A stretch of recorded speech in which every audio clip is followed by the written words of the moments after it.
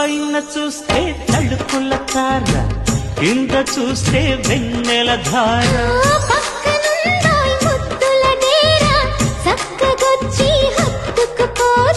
ಮೈಸೂರ ಮಲ್ಲಿಗೆಯ ಯಪ್ಪನ ನೀನೇನೆ, ಬೇಲೂರ ಶಿಲ್ಪದ ಸಣ್ಣ ನೇನೇನೆ, ಆಗುಂಬೆ